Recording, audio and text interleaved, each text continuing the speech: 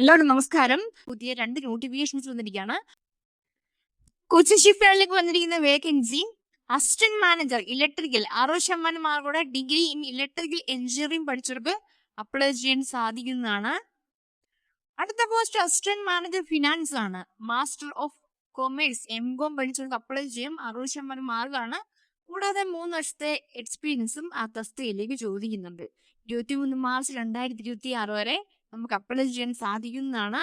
Vacancy വന്നിരിക്കുന്നത് 2 പോസ്റ്റിലും കൂടെ 2 വേക്കൻസിയാണ്. അസിസ്റ്റന്റ് മാനേജർ ഇലക്ട്രിക്കലിലേക്ക് ഒരു വേക്കൻസിയും അസിസ്റ്റന്റ് മാനേജർ ഫിനാൻസിലേക്കും ഒരു വേക്കൻസിയാണ് റിപ്പോർട്ട് ചെയ്തിരിക്കുന്നത്. സാലറി സ്കെയിൽ കൊടുത്തിട്ടുണ്ട്. സാലറി സ്കെയിൽ പറഞ്ഞിരിക്കുന്നത് ഫസ്റ്റ് ഇയറിൽ 49,500, സെക്കൻഡ് ഇയറിൽ 50,700, തേർഡ് ഇയറിൽ 51,940, ഫോർത്ത് ഇയറിൽ 53,220, ഫിഫ്ത് ഇയറിൽ 54,540 രൂപയാണ് സാലറി ലഭിക്കുന്നത്. 30 വയസ്സുള്ള ഏജ് ലിമിറ്റ് പറഞ്ഞിരിക്കുന്നത് ഏജിന് ലൈസൻസ് ലഭിക്കുന്നതാണ്.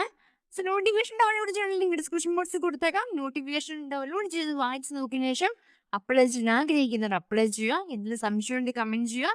Thank you.